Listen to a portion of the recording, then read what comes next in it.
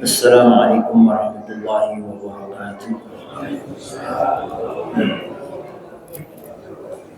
Alhamdulillahirabbil alamin. Allahumma shalli ala sayyidina wa habibina wa maulana Muhammad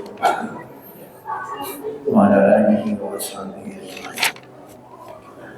Para jemaah yang dimuliakan Allah, pada pertemuan sebelumnya kita sudah kaji bahwa salah satu sifat manusia yang sangat dibenci Allah adalah bakhil. Bahkan ada 4 golongan manusia yang tidak dimasukkan ke dalam surga. Nomor urut 1 adalah orang yang bakhil, yaitu yang dia mampu membantu orang lain tapi dia tidak mau membantunya. Ada yang kedua, penipu. Yang ketiga, orang yang berkhianat. Ada yang keempat, orang yang akhlak. Kita lanjutkan.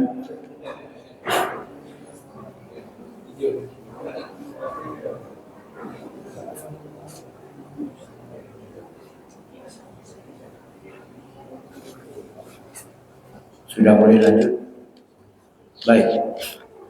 Kita lanjutkan. Qala Musa alaihissalam, ya Rabbi arini ba'dha darajati Muhammadin sallallahu alaihi wasallam wa ummatahu atau wa ummatihi, faqala ya Musa, dan seterusnya.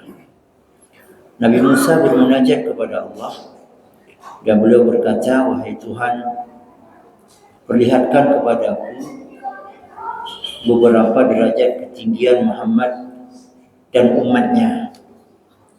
Artinya kita sebagai umat Nabi Muhammad sudah diketahui kelebihannya oleh nabi-nabi sebelum Nabi Muhammad. Bahkan Nabi Musa bertanya kepada Allah, apa saja kelebihan Muhammad dan apa saja kelebihan umatnya. Faqala ya Musa, dan seterusnya. Lalu Allah menjawab, wahai Musa, Allah berfirman, wahai Musa, kamu tak akan sanggup melakukannya. Kamu tak akan sanggup berposisi seperti posisinya Muhammad.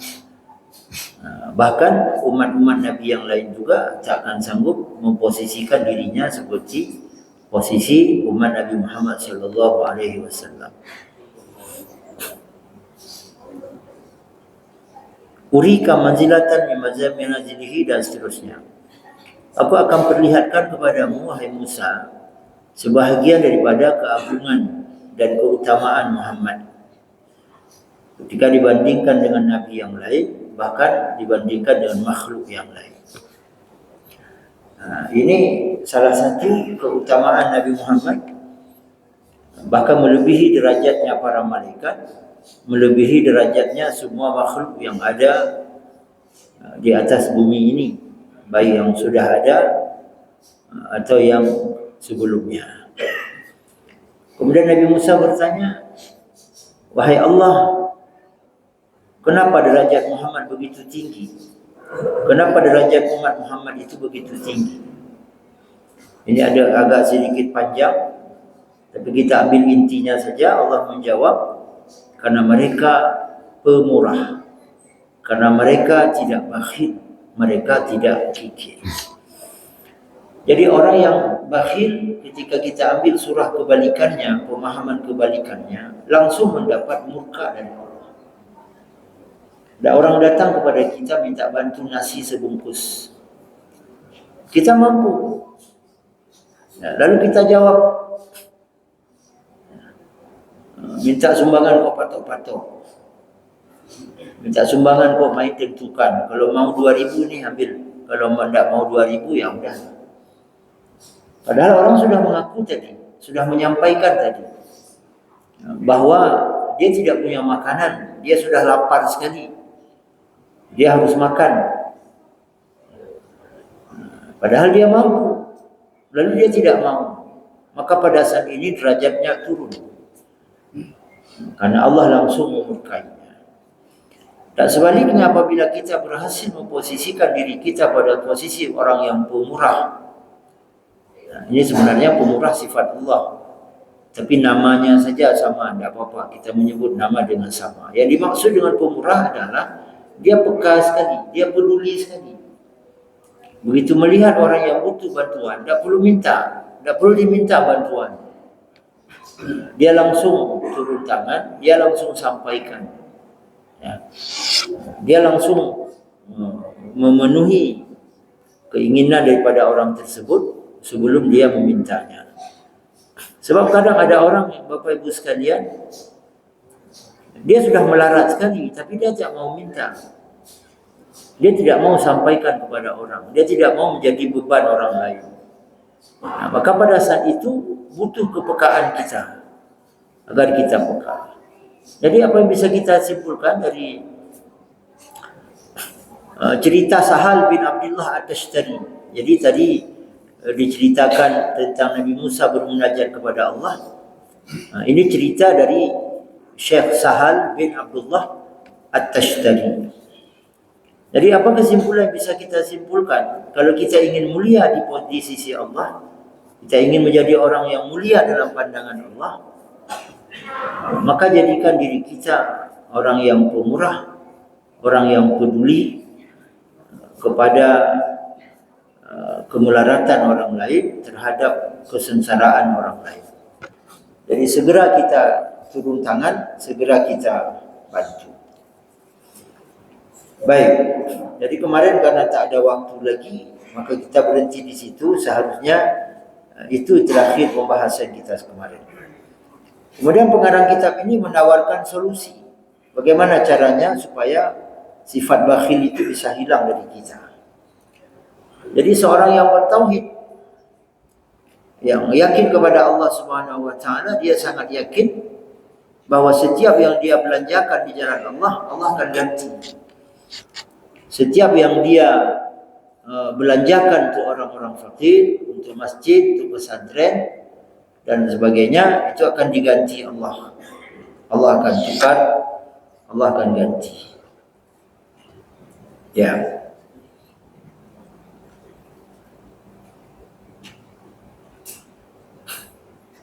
Pertama, beliau menyampaikan kepada kita untuk mengkaji terlebih dahulu apa yang menyebabkan seorang itu menjadi bakhil. Sehingga kalau sudah tahu penyebabnya, sudah tahu solusinya. Dengan mengetahui penyebabnya, insya Allah dapat mengetahui apa solusinya. Ada beberapa penyebab seseorang menjadi bakhil. Pertama, syahwatnya untuk bersedap-sedap terhadap dunia ini terlalu tinggi. Nah, ini bahaya sekali Bapak Ibu sekalian. Kalau keinginan kita terhadap dunia sudah terlalu luar biasa, pasti ujungnya bakhil. Pemberian untuk anak diukur-ukur, pemberian untuk keluarga diukur-ukur, apalagi untuk orang lain. Ibu tak mau dia bantu, ayah tak mau dia tolong. Dia punya uang, makan sedikit saja, yang lain disimpan untuk memenuhi keinginannya yang tinggi itu. Keinginan yang berbagai macam. Keinginan terhadap dunia, keinginan terhadap harta mungkin, terhadap dan lain sebagainya. Baik, sebelum kita lanjut, Bapak Ibu, kita kembali kepada kesepakatan kita bahawa selama diskusi, tolong Bapak Ibu tidak buka handphone. Kalau memang penting sekali, silakan diteras di demi kebersamaan kita sampai kita selesai diskusi. Kalau mungkin ada hal yang sangat penting, Bapak Ibu bisa diteras sebentar, selesaikan. Apakah WA-nya atau nonton YouTube-nya mungkin, atau ada hal lain yang sangat penting. Setelah itu kita masuk lagi. Baik. Jadi itu penyebab pertama Bapak Ibu sekalian. Jadi penyebab pertama, terlalu cinta atau syahwatnya terhadap dunia ini terlalu tinggi. Keinginannya terhadap dunia terlalu tinggi. Maka keinginan kita terhadap dunia, ada rumusnya begini Bapak Ibu sekalian. Saya bukan menggurui, tapi menawarkan rumus. Kita Gimana cara kita bahasakan? Lebih kurang begini. Wate menyogkeun ngebahasa Aceh boh ju boh belangan. Wate tru baru dabuhnan. Kan ada itu pepatah itu, pepatah orang-orang tua kita. Salah satu maknanya, kalau sesuatu yang belum ada, kita tidak usah berangan-angan. Tapi begitu ada di depan kita, bismillah. Tiba-tiba tanah kita dibebaskan oleh pemerintah untuk jalan tol. Dibebaskan untuk pembangunan mal, publik misalnya. Untuk pembangunan apa. Kita dapat uang sampai 10 miliar. Baru pasang rencana. Mau apa? Ini sebahagiannya sedekah, sebahagiannya begini. Tapi kalau kita belum punya, berangan-angan terlalu tinggi, nanti jadi pelit. Kita sudah punya mobil kijang. Mobil kijang zaman. Ya, mungkin harganya 30-an. Lalu tiba-tiba kepingin yang luar biasa untuk naik Toyota Reborn. Yang harganya sampai 300 sekian. Dia punya usaha sedikit-sedikit. Penghasilannya setiap bulan biasanya bisalah ditabung barang 3 juta, 4 juta. Tapi dengan keinginan yang sangat tinggi untuk Reborn itu, tabungnya bukan 4 juta lagi, menjadi 6 juta. Keinginan lain disekat-sekat. Makan diukur, lauknya diukur. Kalau biasanya lauk ada ikan. Ikan itu dibuat sambal lado, sekarang digoreng saja. Kalau dulu minyak goreng 2 kali pakai, setelah itu dibuang. Sekarang 10 kali pakai, sudah hitam seperti oli bekas, nggak dibuang. Demi untuk mencapai keinginannya Toyota Reborn tadi. Jangan Bapak Ibu.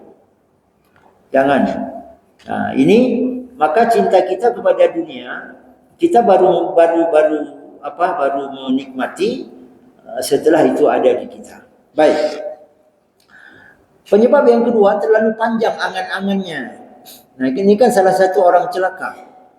Dalam sebuah hadis, saya lupa lafal hadisnya, lebih kurang terjemahannya, celakalah orang-orang yang terlalu panjang angan-angannya terhadap dunia.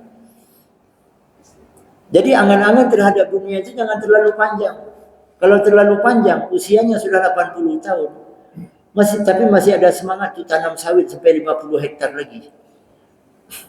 Dia tidak berfikir bahwa ketika sudah di usia 80, sekarang saja sudah banyak sekali yang dia tidak boleh makan. Kambing tidak boleh, daging tidak boleh, telur hanya boleh makan putihnya saja, tidak boleh makan merahnya. Ikan tidak boleh sembarangan lagi, minyak tidak boleh, nasi tidak boleh banyak. Apalagi kalau sudah panen sawit yang 50 hektar itu. Sampai 6 tahun ke depan baru panen bagus. Ya, mungkin dia sudah bukan setengah mati lagi, sudah 3/4 mati. Jadi kalau cita-cita terlalu panjang, nanti ujungnya juga menjadi pelit. Banyak sekali angan-angannya. Jadi beda-beda tipislah dengan yang pertama tadi. Ini disebutkan sebuah hadis, al-waladu mubkhilatun, dan seterusnya. Artinya anak itu bisa menjadi penyebab seseorang menjadi bakhil. Nah, ini mari kita ukur Bapak Ibu. Apakah kita termasuk orang yang tidak berkenan menolong ayah dan ibu demi anak? Dengan alasan saya punya anak, dengan alasan saya punya keluarga, tidak mungkin bantu ibu. Tidak mungkin nanggung nafkah ayah, tidak mungkin nanggung nafkah ibu. Kalau masuk seperti itu, nah ini berarti sudah rusak. Doa orang tua untuk kita pasti makbul. Tapi doa anak untuk kita belum tentu. Kebaikan orang tua kepada kita pasti tulus. Tapi kebaikan anak untuk kita belum pasti. Jadi saya bukan mengajak supaya kita ragu kepada anak kita. Tapi banyak sekali bukti. Banyak sekali bukti. Mungkin Bapak Ibu lebih banyak melihat dari saya, lebih banyak mengetahui dari saya. Orang kalau sudah tua dibola-bolahi sama anaknya. Datang ke rumah anak yang tua, suruh ke anak yang kedua. Datang ke rumah anak yang kedua karena ibunya sudah sangat tua, sudah berak sembarangan, dititip sama adik yang paling kecil. Banyak. Dan ketika orang tua butuh sesuatu, minta pinjaman sama anaknya. Bukan minta saja, minta pinjaman. Tapi anak tak mau kasih. Tapi anak ketika butuh, ya, ibu sudah selesai. Sudah selesai ibu-ibu. Boleh saya lanjut? Halo? Ya, boleh saya lanjut? Baik. Ibu, sama seperti tadi ya, kalau ada hal yang sangat urgen, yang sangat penting, bisa diteras sebentar. Ini ada hal misalnya penting sekali, ada orang kecelakaan harus dibahas. Bisa di luar sebentar.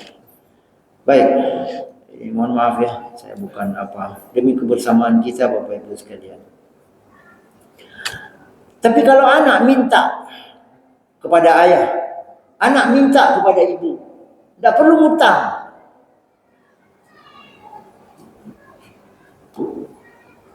Bila perlu ibu jual emas, bila perlu bapak jual tanah, demi memenuhi kebutuhan anaknya.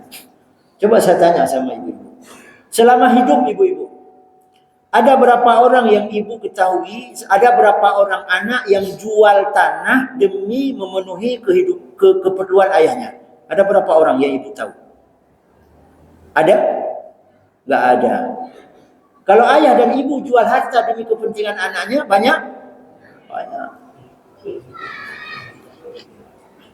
Lalu kenapa orang yang begitu setia kepada kita, orang yang begitu sayang kepada kita, kita abaikan? Orang yang sudah pasti cinta kepada kita, mati-matian berjuang. Kita yang sudah jadi ayah, sudah jadi ibu, pasti dapat merasakan apa yang saya sampaikan ini. Maka Bapak Ibu sekalian, jangan kita menjadi orang bakhil demi anak. Anak merupakan hamba Allah yang wajib kita peduli, tapi peduli kepada ayah dan ibu jauh lebih wajib. Kalau kewajiban kita untuk peduli kepada anak kita 100 nilainya, kewajiban kita peduli kepada ayah dan ibu sampai 1000, bahkan lebih. Jangan terbalik. Dan kita seorang anak tidak boleh merasa sedih ketika ayah kita peduli kepada kakek dan nenek kita. Itu ayahnya beliau, itu ibunya beliau, orang yang sangat berjasa kepada beliau. Dan saya ada beberapa orang yang saya kenal, saya benar-benar menangis ketika anaknya kuliah di satu kuliah yang lumayan menghabiskan uang banyak. Saya tidak mau sebut karena banyak sekali praktek. Beli alat inilah, beli alat itulah. Memang bukan untuk kampus, untuk dia. Sewa tidak mungkin. Ayahnya punya satu-satunya kebun karet, dijual. Saya bilang, ini menyanyian pula. Degedi anak kau berhasil kajian. Tapi punya degedi anak berhasil kiban. Kenapa nunggu lain pihak buku pajak? Beliau jual. Anaknya selesai kuliah. Tapi kasihan setelah beliau jual kebun itu. Hampir siang malam beliau bekerja sampai kurus demi anaknya. Coba bayangkan ketika anak berhasil, dia lupakan saja ayahnya. Dia lupakan saja ibunya. Jangan Bapak Ibu sekalian, kita jangan masuk. Sekali lagi, sudah sering kita bahas, jalan yang paling mudah masuk surga, bahagiakan ibu dan ayah kita. Kalau hari ini kita punya ayah, kita punya ibu yang beliau tidak punya kereta, kita punya 2-3 di rumah, kasihlah satu untuk beliau. Jangan biarkan beliau yang sudah seharusnya banyak waktu istirahat, tapi harus jalan kaki kemana-mana. Ya. Dan saya masih sangat sering melihat orang tua masih dayung sepeda dengan goni besar di belakang sepedanya, yang kadang tertatih-tatih, terseok-seok, kadang-kadang hampir jatuh. Saya sempat berfikir, ini kemana anaknya? Kalau beliau punya anak, anaknya tega melihat ayah sudah seperti itu. Masya Allah. Ini sungguh luar biasa. Baik Bapak Ibu sekalian, kita coba diskusikan terlebih dahulu. Bila ada yang kita diskusikan, dan kalau tidak ada nanti kita sambung. Bila ada silakan. Ya, silakan. Waalaikumsalam warahmatullahi wabarakatuh. Suami istri sudah punya anak. Kemudian si suami, istrinya itu bukan PNS. Kemudian si ayah tadi itu hobi dengan janda punya anak. Si ayah itu dia tidak peduli dengan anak-anaknya, karena dia menganggap ibunya atau bapaknya PNS, ada profesional. Dia anggap dia adalah anak yang manusia paling istri. Terakhir, si istri tadi sampai tidak tahu lagi semuanya dia mengalu, akhirnya mainnya di kampung. Dia sebarkan semua aib. Ini bagaimana? Baik.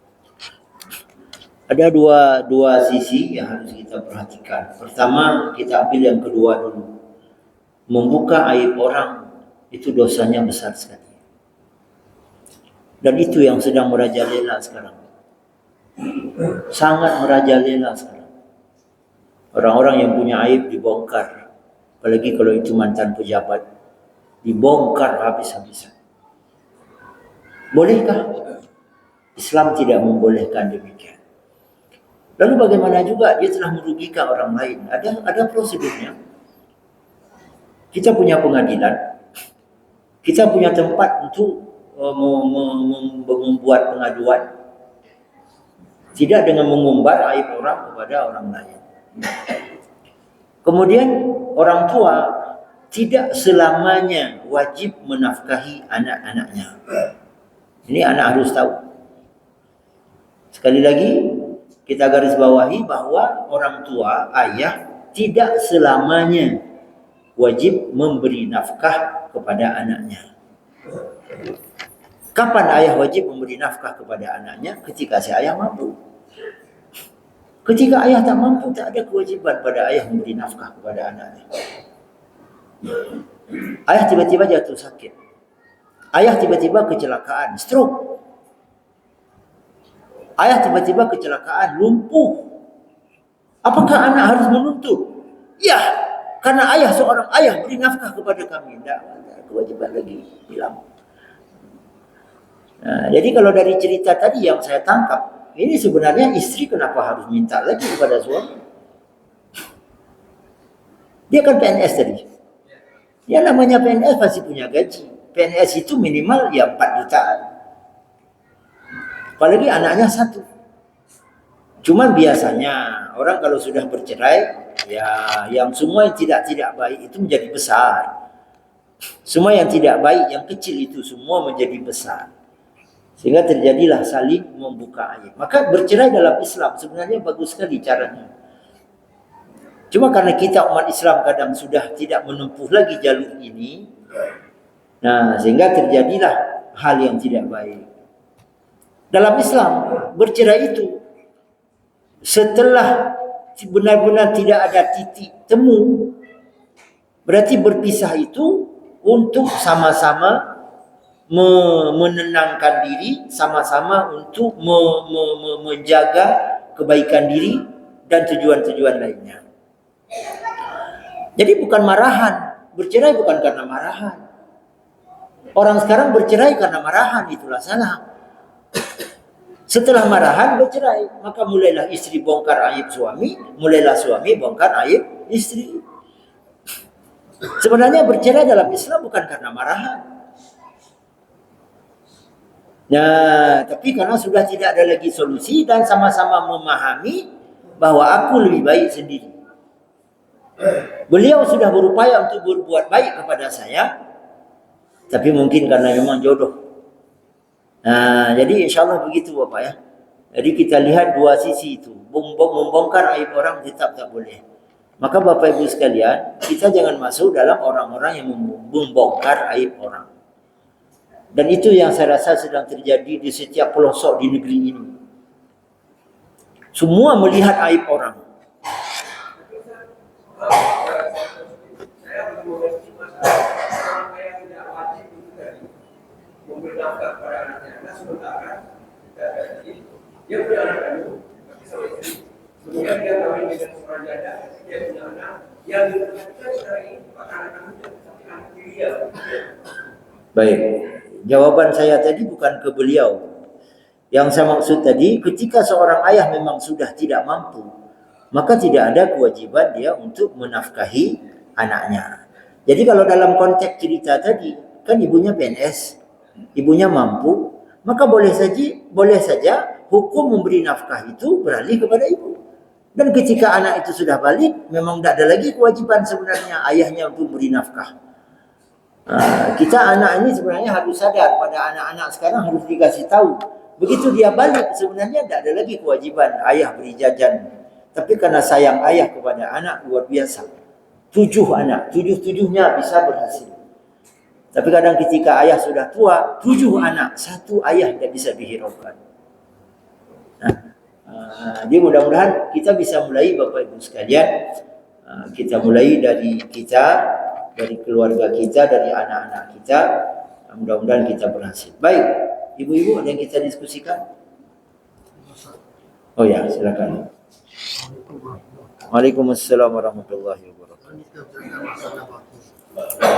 Kemudian juga ada lawannya itu dengan boros. Ada wakil dengan boros. Juga ini dengan ria. Jadi bagaimana kita ukurannya memposisikan antara wakil, boros dan tentu itu ada mengandung dengan rianya. Bagaimana kita Ustaz? Memposisikan. Baik.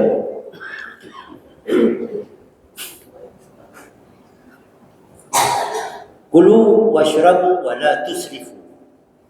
Itu sebagai contoh. Makan dan minumlah dan jangan kalian boros. Janganlah kalian melewat batas. Jadi yang dimaksud dengan boros, dia membelanjakan hartanya pada tempat yang sebenarnya tidak perlu. Dia tidak perlu sebenarnya beli itu. Tidak butuh sebenarnya dia itu. Tapi karena supaya ya dia bisa mempertahankan level nilai sosialnya, dia beli. Padahal tidak perlu. Itu nanti masuk dalam mubadzir. Ini kalau kita bahas mubadzir agak panjang sedikit, tapi perlu kita ulang kaji. Bapak Ibu sekalian, mubadzir itu dimulai dari membuang makanan.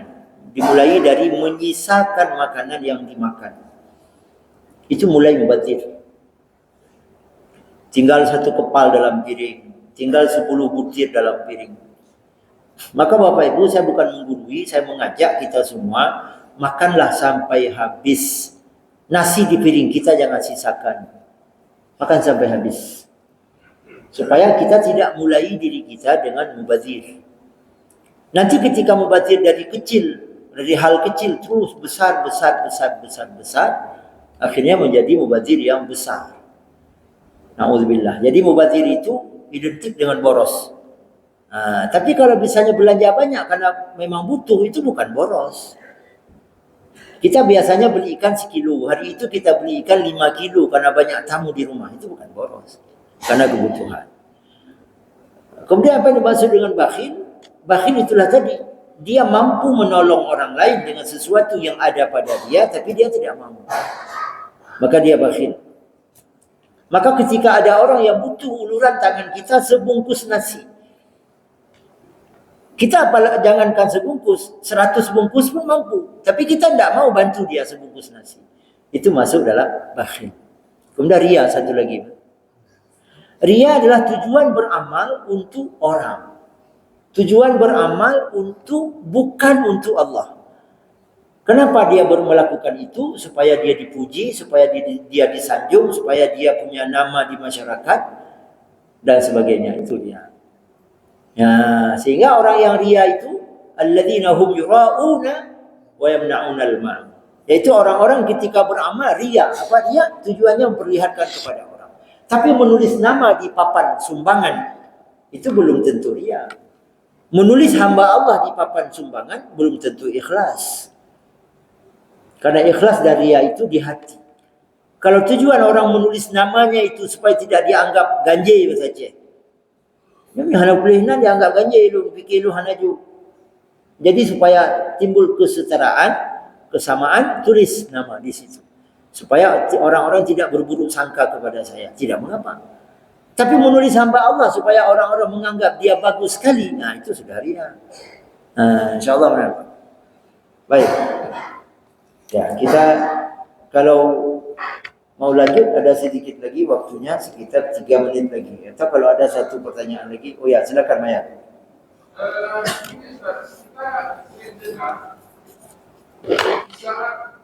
Si anak itu perlukan orang tuanya yang tadi mengarah ke rumahnya, sudah. Yang wilayah ini kita awal juga kakek nyawa ada susah. Orang hukum kelas utama susah. Baik. Lagi masalahnya ini mengambil harta si anak itu nggak dihitung mencuri, tapi si anak mengambil harta orang tua itu dihitung mencuri. Baik.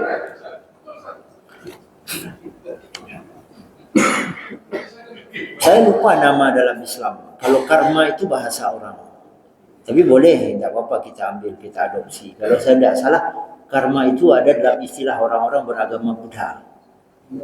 Karma. Karma artinya kalau dia berbuat baik kepada orang, dia akan mendapat kebaikan. Kalau dia berbuat jahat kepada orang, dia akan mendapat kejahatan. Tapi kita kembali kepada hadis Nabi.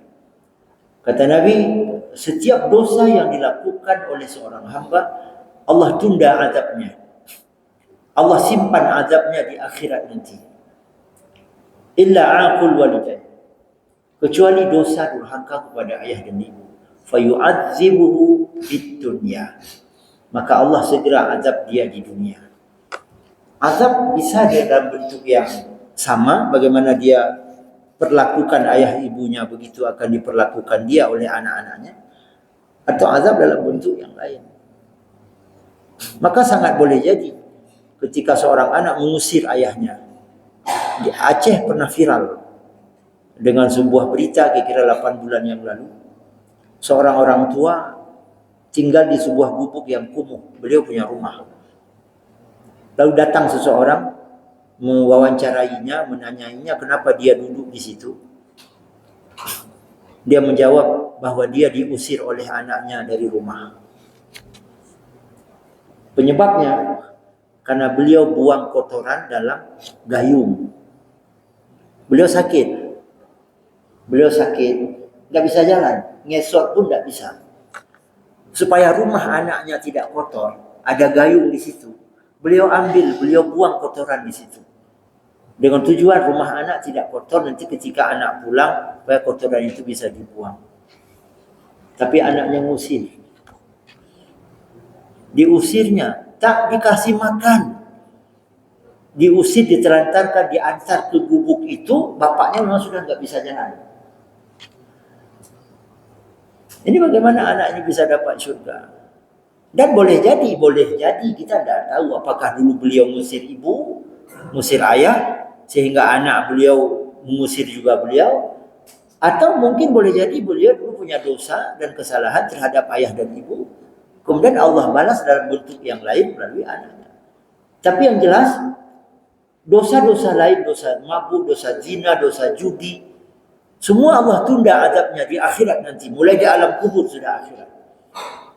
Tapi dosa durhaka kepada orang tua segera Allah balas ketika dia masih hidup di dunia ini. Nah, jadi ini mengenai dengan namanya, kita kalau mau cari nama dalam Islam, ya kita cari nanti apa namanya. Tapi untuk sementara bolehlah kita sebut karma. Kemudian betul, sebenarnya seorang anak tidak boleh mengambil harta ayahnya tanpa izin. Dan sangat boleh ayah dan ibu mengambil punya anak tanpa perlu izin. Sekarang terbalik. Kalau ayah punya kereta, punya mobil, Ketika tiba-tiba pulang mobilnya sudah tak ada, tanya sama istri, "Mah, mobil kemana?" "Papa mau pergi nih." "Mobil bawa si abang." "Oh, kalau gitu papa pesan Grab aja." Tidak mengeluh. Tapi coba mobil anak diambil sama ayahnya. Jangan-jangan dipenjarakan. Jangan-jangan dicaci. Jika pulang anaknya, lihat mobil sudah nggak ada, ditanya sama istri, "Dek, kemana mobil? Diambil papa tadi." Kurang ajar papa, ambil mobil orang nggak minta-minta. Yang saya khawatirkan begitu. Kalau anak tidak dididik. Nah, maka pemahaman terhadap anak itu saya pernah sampaikan, jangan kita yang didik ke hal-hal itu. Tapi gantian, anak saya dididik oleh bapak, anak bapak saya didik. Sampaikan, "Nah, kamu sambil duduk-duduk merenung tidak bagaimana pekerjaan bapak? Beliau kerjakan ini. Itu sebagai bukti bahwa beliau sayang sekali kepada kamu. Mungkin tidak ada ayah lain di dunia ini seperti ayahmu. Maka kamu jangan sampai mendurhakainya." Masuk. Nanti anak saya orang lain yang kasih nasihat. Kalau kita sendiri yang kasih nasihat, ya mungkin lain ceritanya. Malah ayah ini banyak kali ceramah. Jadi sama seperti istri juga. Kalau suami banyak sekali kasih ceramah, kalau istrinya berani jawab gini, "Papa, Bapak kalau mau ceramah ke TVRI aja sana atau ke TV Aceh." Maka harus orang lain yang kasih tahu. Insya Allah betul ya, betul sebenarnya ya bahwa harta anak itu otomatis harta orang tua. Tapi harta orang tua tidak boleh otomatis menjadi harta anak. Jadi anak kalau ngambil punya orang tua wajib izin. Orang tua sebenarnya kalau ngambil punya anak tak perlu izin. Tapi tak mungkinlah kita ngambil punya anak tak perlu izin. Tapi posisi sebagai anak harus tahu begitu tinggi derajatnya seorang orang tua. Coba bayangkan, seorang hebat sekali ibadahnya, seorang ulama besar. Dia guru dari ulama-ulama, tapi durhaka kepada ibunya, tidak masuk surga. Dia guru dari semua ulama misalnya. Hebat sekali dia. Tapi ibunya kecewa kepada dia, tak ada surga baginya. Apalagi orang biasa. Subhanakallahumma wa bihamdika asyhadu an la ilaha illa anta astaghfiruka wa atubu ilaik. Wassallallahu ala sayyidina Muhammad wa ala alihi wa sahbihi ajma'in. Bapak Ibu sekalian, insyaallah Kenduri Maulid Hidayah tidak bergeser lagi tanggal 8. Mohon kehadiran semua kita hari Rabu dari jam 11 sampai selesai. Wassalamualaikum warahmatullahi wabarakatuh.